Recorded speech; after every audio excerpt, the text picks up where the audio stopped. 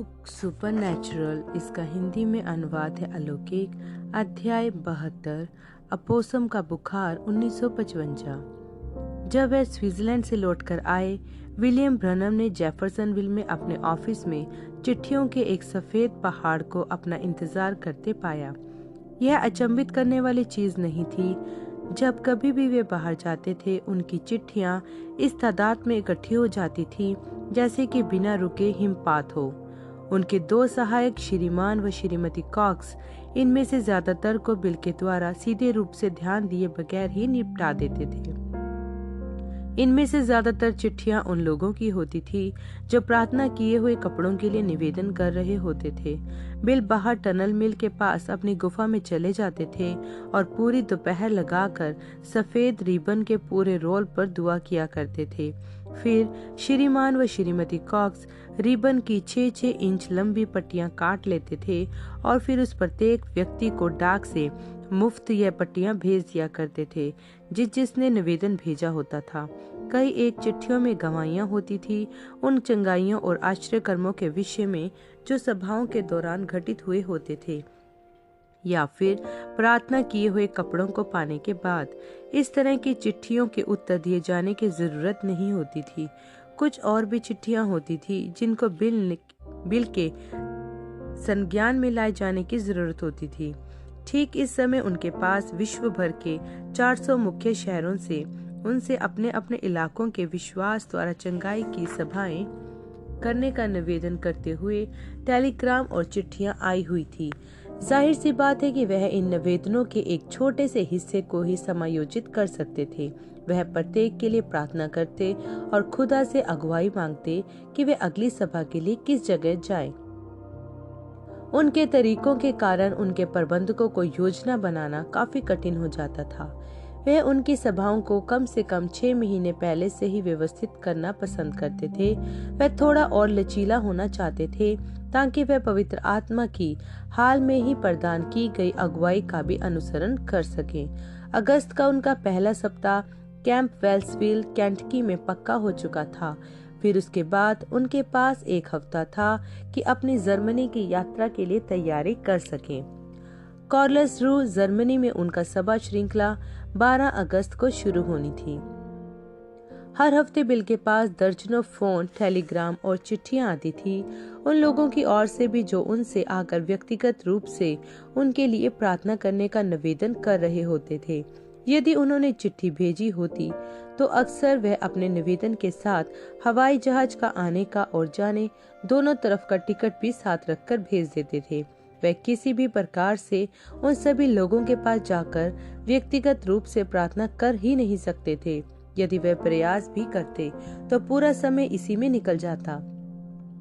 वह इनमें से प्रत्येक व्यक्ति के लिए प्रार्थना अवश्य करते थे जब वह उनके टेलीग्राम और पत्र पढ़ते थे, और वह इस संभावना के लिए हमेशा ही उपलब्ध होते थे कि किसी तरह हो सकता है कि खुदा उन्हें एक खास यात्रा पर जाने को निर्देशित करे। एक दिन वह अपनी गुफा में अध्ययन कर रहे थे जब दीवारें घुल कर गायब हो गई। उन्होंने अपने आप को किसी शहर की सड़क के किनारे फुटपाथ पर खड़ा पाया। आसपास का कोई भी घर उन्हें जाना पहचाना नहीं लग रहा था। एक सफेद मकान का दरवाजा खुला और एक आदमी काला बैग थामे हुए बाहर निकलकर आया। यह आदमी आंगन में बने रास्ते पर चलता हुआ आया, आंगन में लगी बाड़ का दरवाजा खोलकर बाहर निकला और फुटपाथ को पार करके ठीक बिल के सामने आ गया। एक सलेटी कार में घुसा और गाड़ी से चला गया। बिल के दाहिने कंधे के कई पीछे से प्रभु के दूत ने कहा, फाटक के दूसरी ओर देखो। फाटक को खोलकर बिल ने देखा कि फूलों की एक जूती हुई क्यारी के पास जमीन पर एक खुरपी या गुदाल पड़ी हुई है। दूत ने कहा, दरवाजे पर जाओ, वहां पर तुम्हें भूरा सूट पहने हुए एक स्त्री मिलेगी जो रो रही है क्योंकि वे अपने बीमार बेटे के लिए बहुत चिंतित है। उससे कहना कि तुम लड़के को देखना चाहते हो। वह तुम्हें एक बेडरूम में ले जाएगी। जब तुम अपनी टोपी को बिस्तर पर रखोगे, वह उसे उठाकर एक टेलीविजन के ऊपर रख देगी। तुम इंतजार करते रहना जब तक कि एक लाल स्वेटर पहने हुए एक महिला बेडरूम में आकर उस बिस्तर के किनारे ना बैठ जाए। जब वह दोनों स्त्रियां कमरे में हों, तब तुम उस लड़के पर हाथ रखकर बोलना, यहोवा यूं फरमाते हैं कि तुम चंगे हो गए हो। अचानक से दृश्य ही बदल गया। अब वह शहर की एक सड़क पर खड़े हुए थे और एक वैरायटी स्टोर, एक दुकान जहां सभी सामान मिलता है, की खिड़की से अंदर देख रहे थे। बिजली से चलने वाली एक बड़ी सी घड़ी उस दुकान की दीवार पर टंगी हुई थी। बिल को एक ताल बद्ध रूप से होती चूं चूं करके चिरमराने की आवाज सुनाई दी। यह देखने के लिए कि वह कहां से आ रही है, वह पलटे और उन्होंने देखा कि एक नर्स एक व्हील चेयर को धकेलते हुए ला रही है, जिस पर एक आदमी बैठा है और उसके पहिए से चलने पर वह चूं चूं की आवाज आ रही है। उस आदमी की गोद में एक बाइबल पड़ी थी। दूत ने कहा, समय पर ध्यान दो। बिल ने फिर से घड़ी पर दृष्टि डाली और इस बात पर ध्यान दिया कि 3 बजने में 3 मिनट बाकी थे। तब दूत ने कहा, उस आदमी से बोल दो कि वह उठे और चले फिरे। उस पल दर्शन समाप्त हो गया और बिल लौटकर वापस अपनी गुफा में आ गए। ज्यादातर दर्शनों की तरह ही इस वाले ने भी उनके मस्तिष्क पर स्पष्ट छापे छोड़ी थी। अपनी सारी याददाश्त के द्वारा बिल जानते थे कि यह भी समय के साथ मिट जाएंगी। सो पहला काम उन्होंने यह किया कि उस प्रत्येक दृश्य को अपनी दर्शन वाली पुस्तिका में लिख लिया। 3 दिन बाद जब वे अपनी चिट्ठियों को पढ़ रहे थे, एक पत्र ने उन्हें बाकियों की अपेक्षा भिन्न रीति से छुआ। डेनवर, कोलोराडो में एक आदमी जो टीबी से मर रहा था, चाहता था कि बिल फौरन हवाई जहाज से डेनवर पहुंच जाएं और उसके लिए प्रार्थना करें। हालांकि यह पत्र भी दूसरी दर्जनों चिट्ठियों के समान ही था जिन्हें बिल ने पिछले 3 दिनों में पढ़ा था। इस बार उस पवित्र आत्मा ने जो उनके अंदर था कहा, जाओ। उन्होंने डेनवर के लिए उड़ान भर ली, टैक्सी लेकर उस आदमी के घर पहुंच गए और उसके लिए प्रार्थना की। चूंकि बिल के पास कई घंटे थे इससे पहले कि वहां से लुईविल, केंटकी के लिए अगला जहाज मिलता, तो उन्होंने नीचे मुख्य नगर वाले इलाके में जाने का निर्णय लिया। एक रिहायशी इलाके में दर्जन भर ब्लॉकों के सामने से चलते हुए गुजरने के बाद उन्हें एक दरवाजे के खुलने की आवाज आई और उन्होंने एक आदमी को एक ब्रीफकेस लिए हुए उस सफेद मकान के सामने वाले मुख्य द्वार से बाहर निकलते हुए देखा। अंदर से एक स्त्री ने कहा, गुड बॉय डॉक्टर। क्या ये अजीब नहीं है? बिल ने सोचा, ऐसा लगता है कि मैंने इस आदमी को पहले कहीं देखा है। वह डॉक्टर चलता हुआ सफेद बाड़े में बने फाटक को खोलकर बाहर निकला और एक स्लेटी रंग की फोर्ड की सीडान कार में बैठकर चला गया। इसने बिल के मस्तिष्क में किसी नाड़ी को जैसे जागृत कर दिया। वे चलते हुए गए और फाटक को खोला। जमीन पर एक खुरपी पड़ी हुई थी, फूलों की क्यारी के ठीक पास में, ठीक जैसा उन्होंने कुछ दिन पहले उस दर्शन में देखा था। दरवाजे तक पहुंचकर उन्होंने खटखटाया। एक युवा स्त्री ने दरवाजा खोला, बस इतना ही वह बाहर देख सके। वह एक भूरा कोट पहने हुए थी, ठीक जैसा कि स्वर्गदूत ने बताया था। उसकी आंखें लाल और नम थी। हेलो, बिल ने अपनी हैट उतारते हुए कहा, क्या आपके पास एक छोटा बीमार लड़का है? उसकी एक भौं अचंभे के भाव के साथ तन गई। हाँ, मेरे पास है। क्या तुम एक डॉक्टर हो? नहीं मैम, मैं एक प्रचारक हूँ। मेरा नाम है ब्रैनम। मुझे नहीं लगता कि मैं आपको जानती हूँ श्रीमान ब्रैनम। मैं इस शहर में अजनबी हूँ। मेरी सेवकाई बीमारों के लिए प्रार्थना करने की है और प्रभु ने ही मेरा दिशा निर्देश करके आपके घर भेजा है। क्या मैं आपके बेटे से मिल सकता हूँ? उसने पल भर के लिए सोचा और फिर उसने इस प्रकार से कंधे उचकाए जैसे कि कह रही हो क्यों नहीं, और दरवाजे को पूरा खोल दिया। वे उसके पीछे पीछे एक बेडरूम में पहुंचे जहां पर एक छोटा लड़का कंबल के अंदर कांपता हुआ लेटा था। बिल ने अपनी टोपी को लड़के के पैरों के नीचे चादर पर डाल दिया। बजाय इसके कि वह माँ उसको उठाकर टेलीविजन सेट के ऊपर रखती, वह बिस्तर के पास रखी एक कुर्सी पर बैठ गई। बिल ने सोचा, मैं दर्शन के विषय में तो एक शब्द भी नहीं बोल सकता हूँ। मुझे तब तक इंतजार करना होगा जब तक सारी चीजें अपनी सही जगहों पर पहुंच नहीं जाती हैं। सो उन्होंने माँ से पूछा, आपके बेटे के साथ क्या समस्या है? इसे निमोनिया हो गया है। डॉक्टर कहते हैं कि यह बहुत गंभीर हाल है। वह लोग कई मिनटों तक लड़के की हालत के विषय में बातचीत करते रहे और फिर माँ ने बिल की टोपी को उठाकर टीवी के ऊपर रख दिया। बिल ने सोचा, अच्छा यह हिस्सा तो पूरा हो गया, लेकिन मैं अभी भी लड़के के लिए प्रार्थना नहीं कर सकता हूँ। कुछ देर बाद एक वृद्ध महिला लाल स्वेटर पहने हुए बेडरूम में आई और बैठ गई। ठीक उसी समय माँ उठी और कमरे से बाहर निकल गई।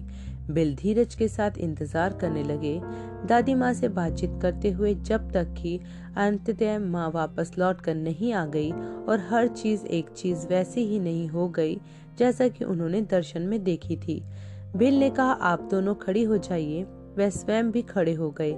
चलकर बिस्तर के सिरहाने पहुंचकर उन्होंने अपने हाथों को बच्चे पर रखा और बोले, यहोवा यूं फरमाते हैं, तुम चंगे हो गए हो।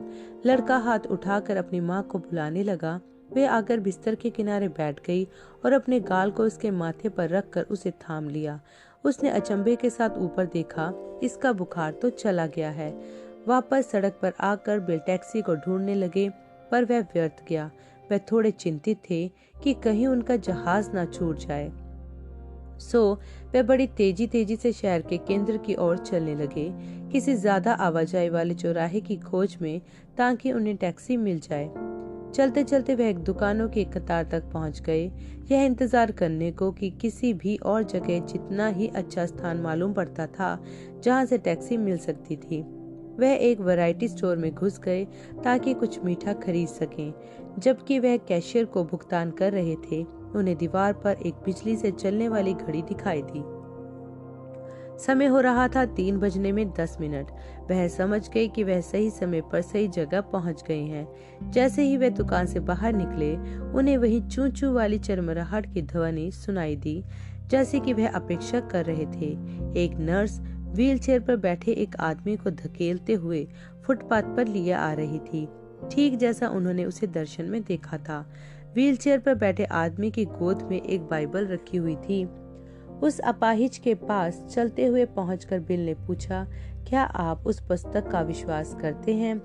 एक दृढ़ आवाज के साथ उस आदमी ने उत्तर दिया, जी हाँ श्रीमान, मैं करता हूँ। बढ़िया, क्योंकि उस पुस्तक में अनंत जीवन के वचन पाए जाते हैं।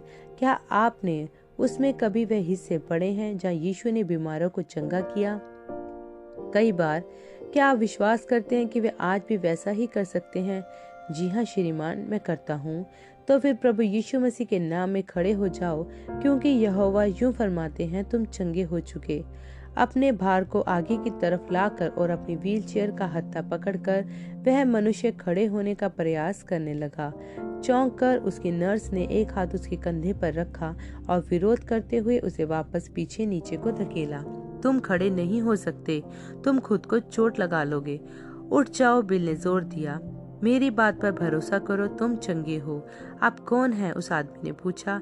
इससे कोई फर्क नहीं पड़ता श्रीमान, प्रभु के नाम में उठकर खड़े हो जाइए। उस आदमी ने अपने नर्स के हाथ को अपने कंधे से हटाया और खड़ा हो गया। फिर वह सिर्फ चला ही नहीं बल्कि वह दौड़ने लगा। ठीक उसी पल एक टैक्सी कोने पर से मुड़कर उन्हीं की ओर आने लगी। बिल ने उसे हाथ दिया और जल्दी ही वह हवाई अड्डे की ओर तेजी से चले जा रहे थे। अगले दिन वे डेनवर का अखबार पढ़ने के लिए जेफरसनविल के सार्वजनिक पुस्तकालय पहुंचे। उन्हें वह लेख ढूंढने में ज्यादा समय नहीं लगा जिसे वह खोज रहे थे।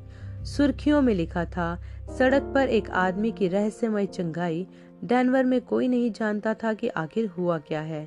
बिल को कोई वजह समझ में नहीं आई जो उन लोगों को बताते। स्विट्जरलैंड में जून 1955 में हुई अपनी सभा श्रृंखला के पश्चात विलियम ब्रनम ने लगभग 6 सप्ताह घर पर अपने परिवार के साथ बिताए। केवल मात्र प्रचार जो उन्होंने किया वह था सप्ताह के अंत पर हुए कैम्पबेल्सविल, केंटकी में हुई सभाएं और अपनी गृह कलीसिया में कुछ रविवारों के सरमन। ऑर्मन नेविल जो कि ब्रहनम टैबरनेकल में असिस्टेंट पास्टर थे, स्वेच्छा के साथ पीछे हट गए ताकि बिल मंडली से बात कर सके, जबकि बिल ने पास्टर के पद से इस्तीफा देने का भी प्रयास किया था जब उन्होंने 1946 में संपूर्णता से सुसमाचार प्रचार कार्य क्षेत्र में कदम रखा था। उनकी मंडली ने उन्हें करने ही नहीं दिया। वह अभी भी उन्हीं को अपना पास्टर मानते थे, जबकि वह जेफरसन मिल में कभी कभार ही प्रचार कर पाते थे। इतने वर्षों के दौरान बिल ने अपने लिए इस व्यवस्था को अपने लिए उनके प्यार और सम्मान की अभिव्यक्ति स्वरूप स्वीकारा था। वर्तमान में जबकि उनका जोर शिक्षा की ओर ज्यादा बढ़ गया था, इसका तात्पर्य यह था कि उनके पास एक ऐसा पुलपिट था जहां से वह और गहराई तक सिखा सकते थे।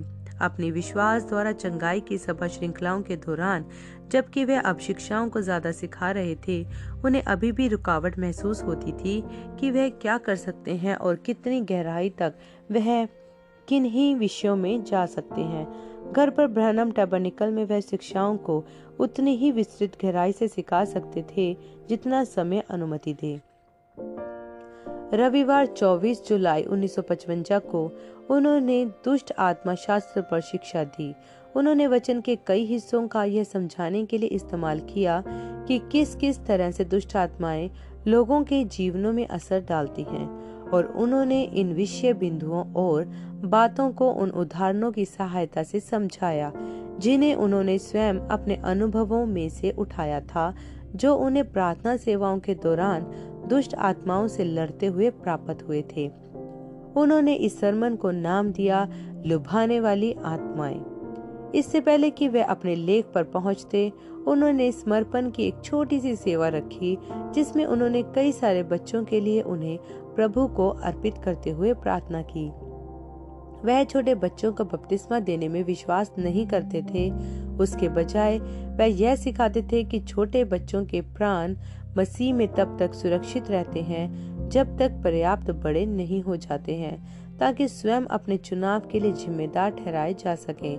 प्रेरित पतरस ने कहा है, मन फिराओ और तुम में से प्रत्येक अपने अपने पापों की क्षमा के लिए प्रभु यीशु मसीह के नाम में बपतिस्मा लें और फिर तुम्हें पवित्र आत्मा का दान मिलेगा। प्रेरितों के काम 2:38। बपतिस्मा एक सोच समझकर पूरे होशो आवाज में नए परिवर्तितों के द्वारा किया गया एक सार्वजनिक कार्य होता है, इस बात की गवाही देते हुए कि वह यीशु मसीह के पीछे चलने के लिए अपने पापों से फिर गए हैं। चूंकि नवजात बच्चे मन नहीं फिरा सकते या पश्चाताप नहीं कर सकते, उनका बपतिस्मा नहीं किया जा चाहिए। हालांकि बिल मसीही परिवारों को प्रोत्साहित करते थे कि वे अपने बच्चों को चर्च लाएं और सेवक इन नन्हे जीवनों के लिए खुदा की आशीषों के लिए प्रार्थना करें। उन्होंने मरकुस 10:13 से 16 का हवाला दिया, जहां यीशु ने कहा, छोटे बच्चों को मेरे पास आने दो और उन्हें मत रोको, क्योंकि खुदा का राज्य ऐसो ही का है। और उसने उन्हें अपनी गोद में उठाकर अपने हाथ उन पर रखे और उन्हें आशीष दी। जिन बच्चों को बिल ने उस सुबह प्रभु को समर्पित किया था, उन्हीं में एक उनका अपना बेटा जोसेफ भी था। हालांकि विलियम ब्रनम अपने अत्यंत व्यस्त सुसमाचार प्रचार कार्य से गर्मियों के समय छुट्टियों पर थे, घर पर उनका समय हमेशा ही आरामदेह नहीं रहता था। शहर से बाहर के लोग दिन के लगभग हर घंटे ही प्रार्थना करवाने के लिए उनके घर पर आ जाया करते थे, क्योंकि वे दर्शन देखा करते थे। कई लोग उनको एक नबी की तरह माना करते थे और विश्वास करते थे कि यदि वे उनकी बैठक में बैठकर उनसे अपनी समस्याओं के विषय में बातचीत करें तो खुदा अपने नबी को उनके विषय में खास रूप से यहोवा यूं फरमाते हैं दे देंगे। वह सही सोचते थे, लेकिन खुदा से एक संदेश को प्राप्त करने की उत्सुकता में उन्हें यह आभास ही नहीं होता था कि इन साक्षात्कारों के कारण संदेशवाहक को कितना ज्यादा परिश्रम लगता है। उनकी अपनी मंडली के ज्यादातर लोग समझते थे और उनके बोझ को हल्का करने के लिए उनमें से कुछ लोग जब मौका लगे अपने पास्टर की मदद करने का प्रयास करते थे। एक दिन जुलाई में बैक्सवुड, जो पड़ोस में ही रहते थे, उन्होंने बिल के लॉन की घास काट दी। अगली सुबह तड़के बैक्स उनकी पत्नी और प्रॉपर्टी की सीमा को पार करके इस ओर आ गए। ताकि इससे पहले कि सूरज की तपन ज्यादा बढ़े वह बिल के अहाते में से काटी हुई घास के तिनकों को झाड़कर साफ कर दे। लगभग 10 बजे बिल अपने पड़ोसियों को धन्यवाद देने के लिए बाहर निकल कर आए। जब वे बातें कर ही रहे थे, लियो, मर्सियर और जीन गोड गाड़ी से वहां पहुंचे। बिल ने मजाक में लियो और जीन को अपने छात्र बोलकर संबोधित कर दिया।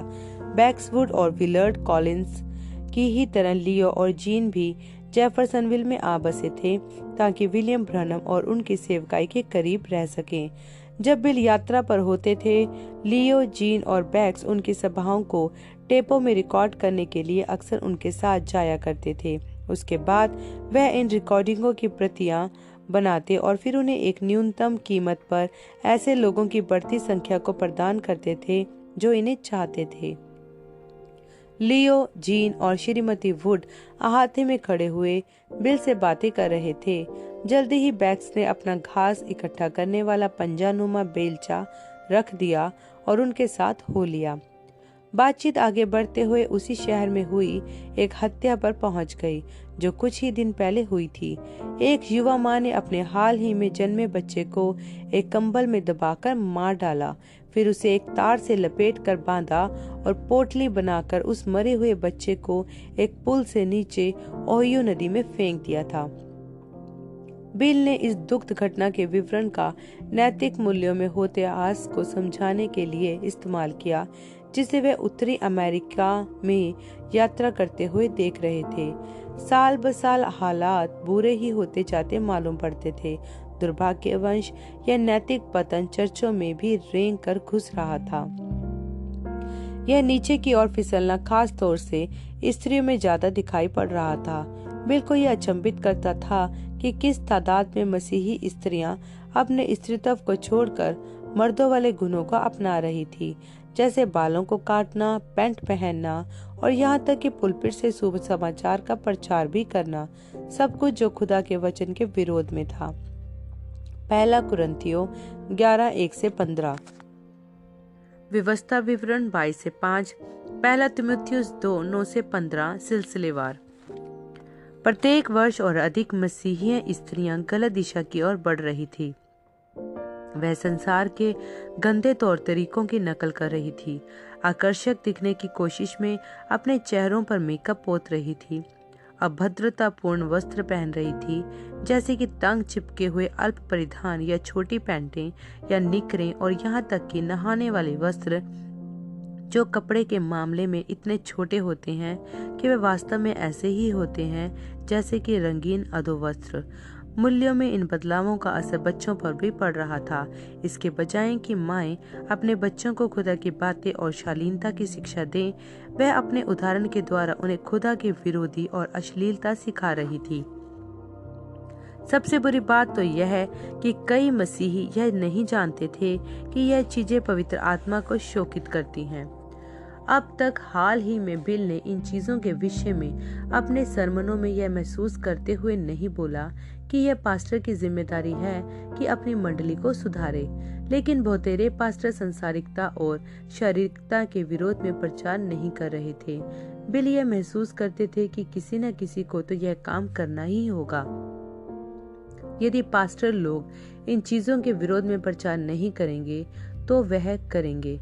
लोगों की जरूरत थी कि उन्हें सही और गलत के बीच का अंतर बताया जाए। कलीसिया के स्तर को तो ऊंचा ही बनाए रखने की जरूरत थी यदि मसीहों को यीशु मसीह की दुल्हन बनने की इच्छा थी। जबकि वह बात ही कर रहे थे, बिल ने देखा कि एक अपोसम सामने वाले फाटक से अंदर आई और लड़खड़ाती हुई कंकड़ से बने रास्ते पर चलती हुई उनके घर की ओर जाने लगी। यह बहुत अजीब बात थी।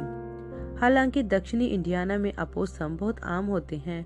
वे रात को छिप छिप कर भोजन की खोज में निकलते हैं और कभी भी दिन के समय इधर से उधर तब तक नहीं जाते हैं जब तक कोई चीज परेशान ना करे। दिन की रोशनी में वे लगभग अंधे ही होते हैं, तो फिर ये यहाँ पर क्यों है? अपोसम अक्सर लोगों से शर्मा कर दूर चले जाते हैं। क्या इसको रेबिस हो गई है? वे ध्यान पूर्वक देखने लगे।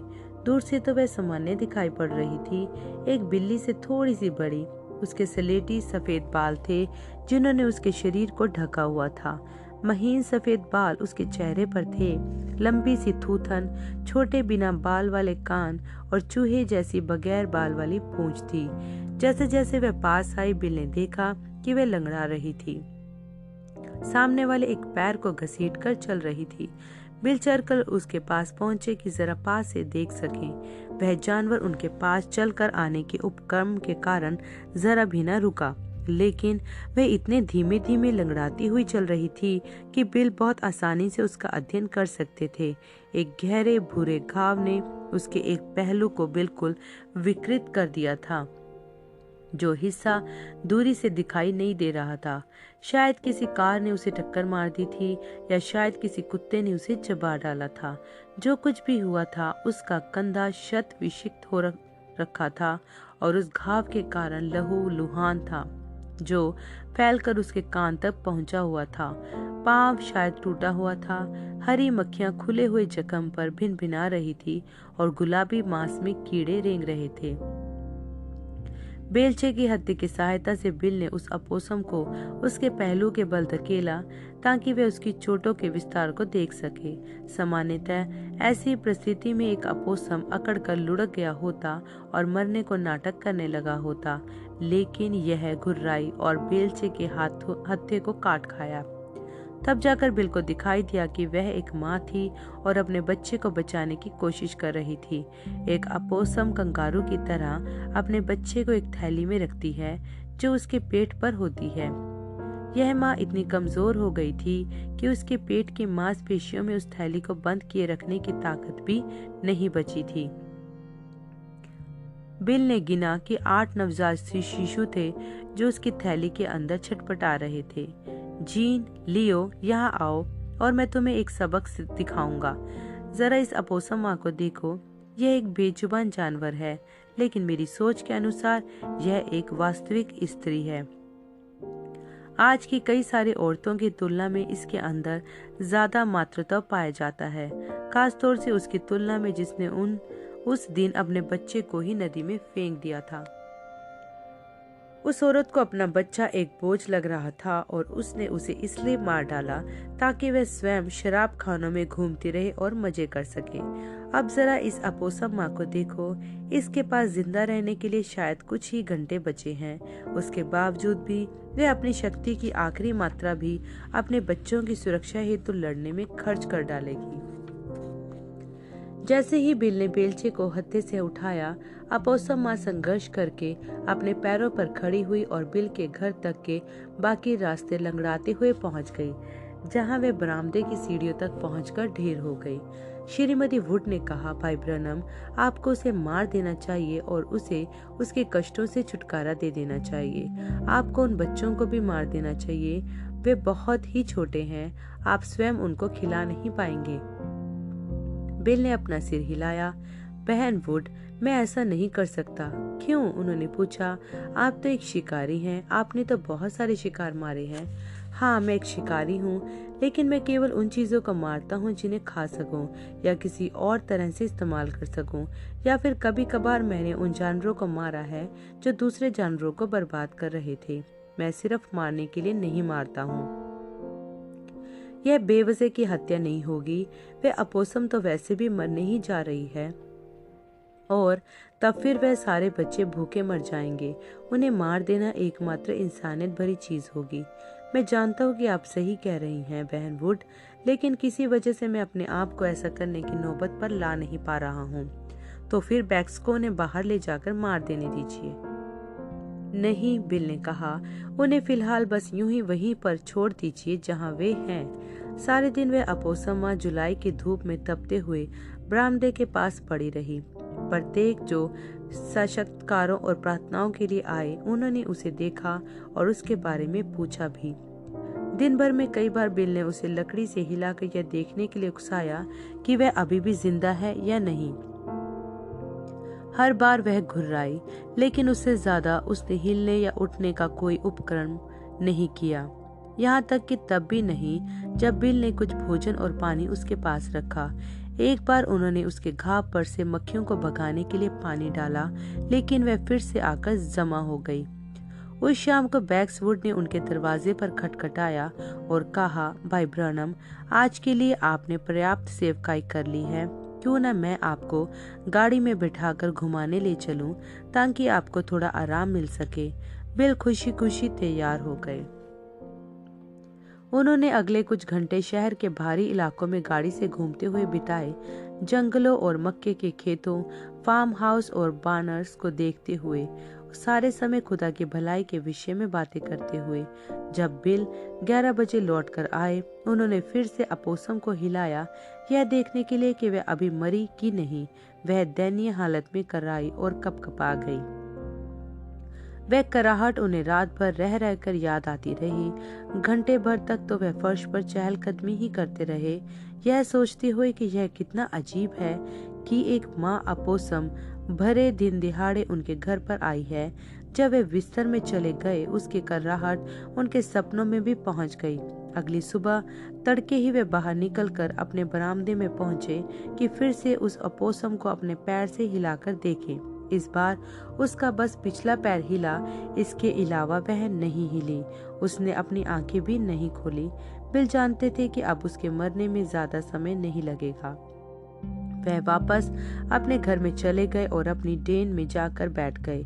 अपने चेहरे को रगड़ते हुए उन्होंने सोचा, ऐसे नहीं तो वैसे मुझे आज उस अपोसम का कुछ न कुछ तो करना पड़ेगा। मैं करूं तो करूं क्या? कहीं से एक आवाज ने उनसे कहा, कल तुमने उसे एक सच्ची स्त्री बुलाया था और उसे एक सरमन के लिए इस्तेमाल किया। तुमने उसकी एक वास्तविक माँ होने के लिए तारीफ की थी। हाँ, यह सच बात है, बिल ने उत्तर दिया। तो उससे क्या मतलब है? वह तुम्हारे चौखट पर एक सच्ची स्त्री की तरह धीरज के साथ प्रार्थना के लिए अपनी पारी का इंतजार में पड़ी है। अच्छा, मैं नहीं जानता। बिल सीधे होकर बैठ गए। उनकी आंखें अपनी डेन में चारों ओर देखने लगी, जबकि वह यह सोच रहे थे, क्या हो रहा है? मैं किसी से बातें कर रहा हूँ। मैं किसी की बातों का उत्तर दे रहा था। उन्होंने साफ साफ एक आवाज यह कहते सुनी, मैंने उसे तुम्हारे घर प्रार्थना के लिए भेजा था। अब उसे तुम्हारी चौखट पर पड़े हुए लगभग 24 घंटे बीत गए हैं और तुमने अभी तक उसके लिए प्रार्थना नहीं की है। सिर झुकाकर बिल ने कहा, प्रिय खुदा, क्या ये आप थे जिन्होंने उसे मेरे पास भेजा था? अपने बेवकूफ सेवक को समझ ना पाने के लिए क्षमा कर दें। अब वे इसे साफ साफ देख सकते थे। वह अपोसम जंगल के उस हिस्से से ही आ सकती थी जो सड़क पर 150 यार्ड आगे जाकर था। उनके घर तक पहुंचने के लिए उसे आपको घसीटते हुए 4 घरों के सामने से गुजरना पड़ा था, जिनमें से सिर्फ उन्हीं के अलावा बाकी सभी सड़क के ज्यादा पास थे, जिनमें से एक में भी बाड़ नहीं लगी हुई थी। केवल मात्र उन्हीं का आंगन ऐसा था घरों की उस श्रृंखला में जिसमें एक बाड़ा भी था। फिर भी वह लगड़ाती हुई बाहर से लेकर अंदर तक आने वाले रास्ता पूरी तय करके बिना रुके तब तक चलती गई जब तक कि उनके दरवाजे तक नहीं पहुंच गई। खुदा ही उसकी अगुवाई कर रहे थे। तेजी से बाहर निकलकर वह उस माँ अपोसम के पास जा खड़े हुए, अपने हाथों को हवा में ऊपर उठाया और प्रार्थना करने लगे। स्वर्गीय पिता, मैं जानता हूँ कि आप अपने बच्चों की अगुवाई करके प्रार्थना करवाने के लिए लाते हैं जब वे बीमार हों। मैं यह भी जानता हूँ कि आप गोरैयों तक की देखभाल करते हैं। मत्ती 10:29 की 31, लूका 12:6-7। यदि आपका पवित्र आत्मा ही इस बेजुबान जानवर को अगुवाई करके प्रार्थना करवाने के लिए यहाँ लाया है, तो मुझ बेवकूफ को यह जान ना पाने के लिए क्षमा करें। स्वर्गीय पिता, मैं आपसे प्रार्थना करता हूँ, यीशु के नाम में इस बहादुर माँ को चंगा कर दें। जैसे ही उन्होंने यीशु नाम बोला, उस माँ अपोसम ने अपना सिर हिला उठाया और सीधे बिल की आंखों में देखा। 1 मिनट बाद ही वह लुढ़क कर पलटी, अपने बच्चों को इकट्ठा किया और उन्हें वापस अपनी थैली में भरा। फिर वे अपने पैरों पर खड़ी हो गई और कुछ डगमगाते हुए से कदम बढ़ाए। हर कदम के साथ ऐसा लगता था कि उसमें सामर्थ आती जा रही हो, जब तक कि वह आंगन वाले रास्ते पर तेजी से भागी जा रही थी। उसमें लंगड़ाने का हल्का सा चिन्ह भी नहीं दिखाई दिया। जब वह फाटक पर पहुंची, वह पिरामिड के आकार में बने एक खंबे के पास रुक गई और वापस पलटकर बिल की ओर देखा, जैसे कि कह रही हो, धन्यवाद दयालु श्रीमान। और फिर पलटी, फाटक के बाहर निकली और सड़क पर सीधे जंगल की सुरक्षा की ओर तेजी से भाग निकली। इस कहानी को बाद में बताते हुए बिल ने कहा, यदि खुदा को एक अज्ञान अपोसम पर दया करने तक के लिए पर्याप्त चिंता है, सोच कर देखिए कि वह अपने बेटों और बेटियों के लिए कितनी ज्यादा बढ़कर देखभाल करता है जो जरूरतमंद होते हैं। शैतान की सामर्थ्य तो सीमित है, खुदा की सामर्थ्य की कोई सीमा नहीं है।